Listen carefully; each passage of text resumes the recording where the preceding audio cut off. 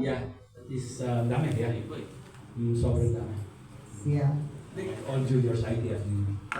Yeah. Which So is just- also like just really from tough. Dubai, sorry. Malaysia, J2 300 and J200. That was your last tournament? Yeah. Okay, how was it? Can you reach the finals? Doubles? Sa J300. Yeah, doubles na. Singles, third round, yeah. Yeah. So maybe Denise, you can talk about like in terms of the transition from juniors to senior play.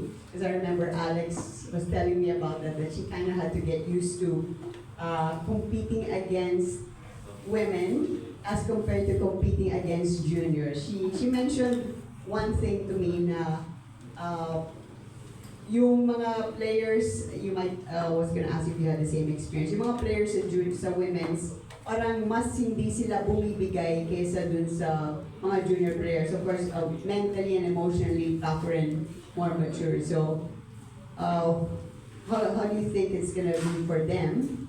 Like in the Billie Jean King Cup. Although I'm sure marami, there are other, you still understand Tagalog? Oh, yes. Or there are, Oh, yeah, I understand everything. Okay. So there are going to be also junior players in the other teams. Kasi in our experience in Bahrain, marami rin sa mga countries, they also have junior players there. So how do you think it's gonna be for them? Oh, definitely. Yeah, I think it is a transition. And I think that's what's very good for them to experience this for the first time, especially in Group 2. But yes, in women's, you have to be matapang. You can't really give away a lot of things. They will know their rules. You have to put your head up. You have to speak a little bit stronger. So I think that's one of the biggest difference.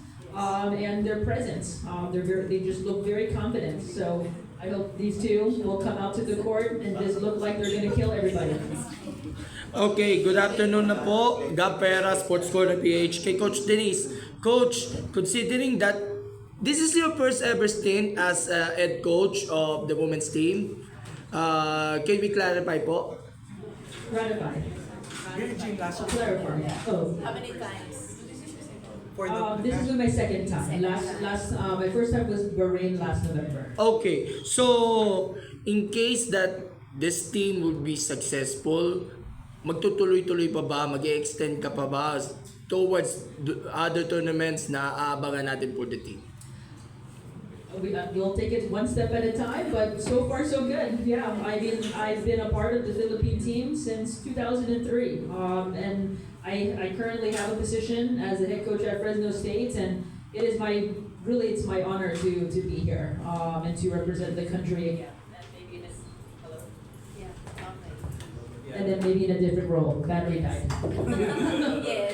Okay, sa ating dalawa natin mga international tennister, si Shaira at saka si Alexa, would yung work experience niya pala of competing in collegiate international, would this be a big help for you para makapag-contribute man lang sa ating national team program natin? Unahin natin si Miss Shaira. Yes po. Yes po. Yeah, sobrang laking tulong po. Like, especially, like, if nasa Philippines lang po kami, hindi kami maka-afford to join a lot of tournaments. But there, yung school namin, sobrang daming match plays, tournaments, and also minsan pinapatrain kami sa men's team ng school namin, which is really good and it helps us so much. Miss Alexa. Yes po. Lalo na po yung mga pressure po sa tennis college at sa tennis sa Billie Jean King Cup po. Tsaka yung mental po talaga kailangan namin maging matatag kasi pag meron po kayong mental tsaka physical na malakas, parang kahit anong down ng laro mo, makakaya mo siya kasi hindi mo siya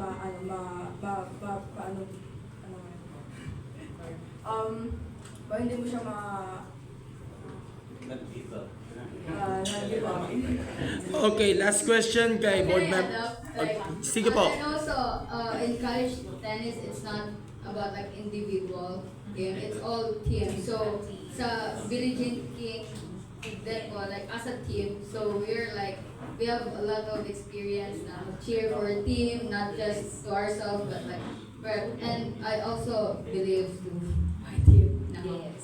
Okay, last question kay board member Dayan Castilleo na ngayon ko nang tatanungin kasi matagal na ako matagal tayo magkasama Nakaka-nervous sa na Phil. ako. Ma'am Dayan, yung sa mga initiatives naman ng PhilTA with regards sa women's tennis grassroots, of course, dayo tayo sa iba't ibang mga bansa. Dahil marami tayong mga junior tennis tours na of course sinasagawa with the women's side and of course the girls side. We could expect yung support ng PhilTA sa ating mga, of course, sa mga patorneo na yun with regards to sa women's tennis. Thank you. What was the question? But anyway, I think you're talking about Yung grassroots initiatives. development, right? Yes, So grassroots. right now, we're super happy that since na-reinstate yung PhilTA, ang dami-dami na ulit na junior tournaments all around the country. Like, super dami. So, Tonette, how many tournaments do we have, would you say? Like in, like let's say in a month? Well, for the juniors, for the whole year, there are like 90-something tournaments. Yeah, For so there's a lot. juniors. So there's a lot. 90 tournaments. If you look at the PhilTA Facebook page, which soon we will have a website. Soon, but for now, Facebook page. If you look there, every week there's always like results of junior tournaments, and it's so nice. You know, like we are. By the way, aside from sending these national teams, we also have been sending 12 and under teams, 14 and under teams, 16 and under teams. So, parang for us, that's like it's a good start. It's not enough. It's super not enough, but it's a start na. So nakikita natin yung interest ng mga 12-year-olds na talagang, you know, in the beginning we had tryouts na talagang lumalaban sila to be in the team. We can see the enthusiasm. So hopefully if we continue having more tournaments, we're also, of course, need to get a grassroots coaching development program going to be able to, you know, to really level up the skills of our junior players.